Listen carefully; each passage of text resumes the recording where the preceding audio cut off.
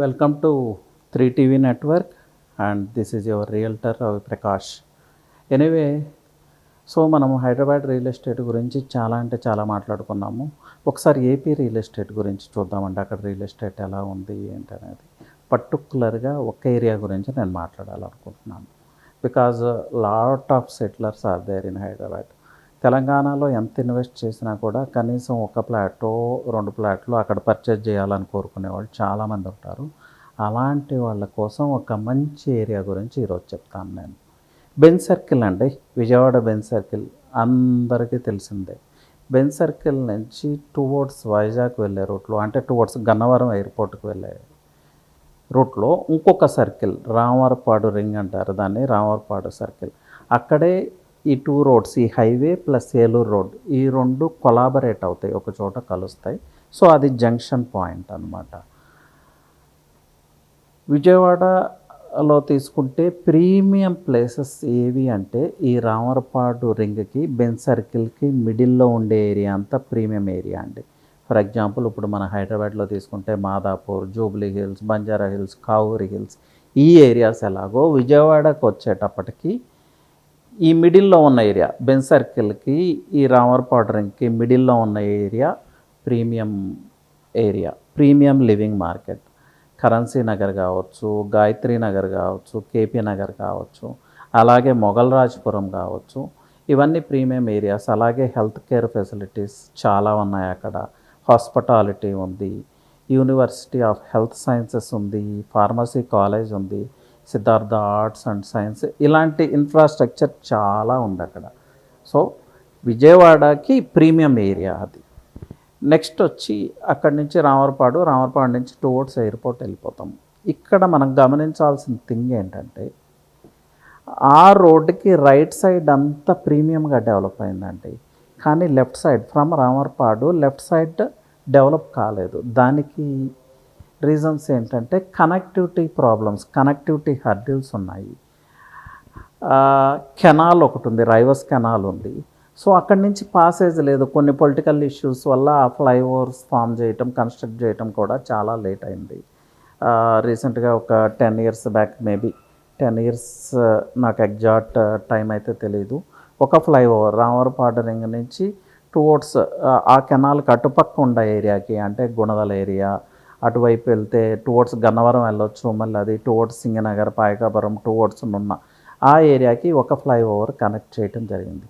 ఆ ఒక్క ఫ్లైఓవర్ కనెక్టివిటీతోనే ఆ ఏరియా అంతా డ్రాస్టిక్గా చేంజ్ అయిందండి.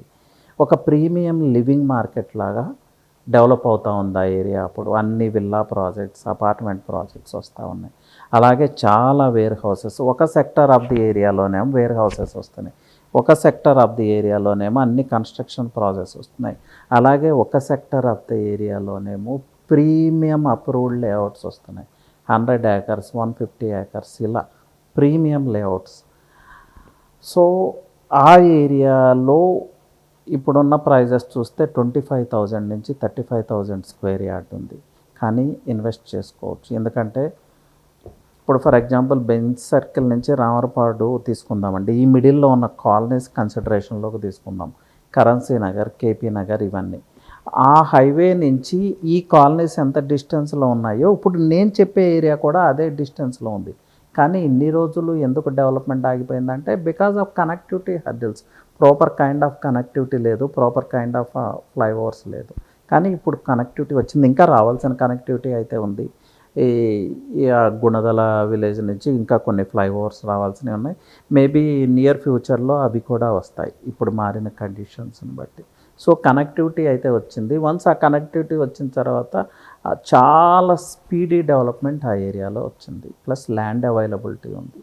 సో ఎవరైనా ఇప్పుడు ఒక ప్రీమియం ప్లేస్లో ఇన్వెస్ట్ చేసుకోవాలి, ఒక మంచి లివింగ్ మార్కెట్లో ఇన్వెస్ట్ చేసుకోవాలి, లేకపోతే అంటే మీరు ఎండ్ యూజర్ కావచ్చు, లేకపోతే ఓన్లీ ఇన్వెస్ట్మెంట్ పర్పస్ కావచ్చు, this area is the best అండి.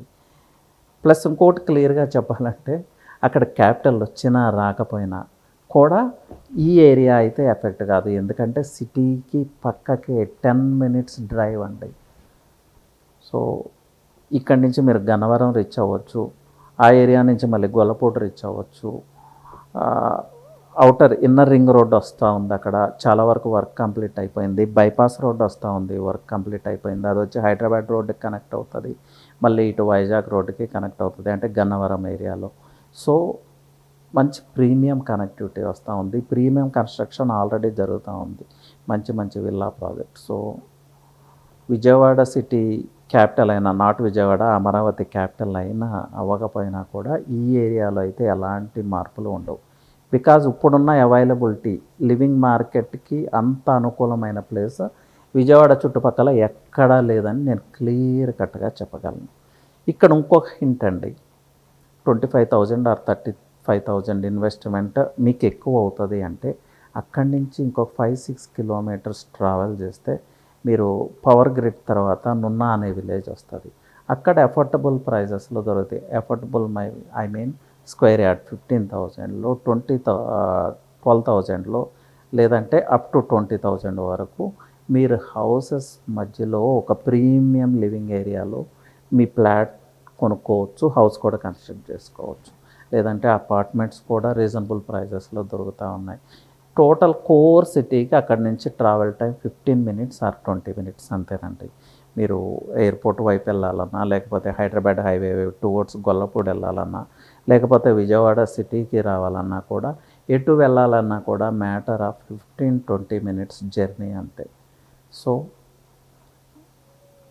ఒక మంచి ఇన్వెస్ట్మెంట్ చేయాలి, లేకపోతే మీరు హౌస్ కన్స్ట్రక్ట్ చేసుకోవాలి, లేకపోతే ఫ్లాట్ పర్చేజ్ చేసుకోవాలి అంటే సూటబుల్ ఏరియా అండి.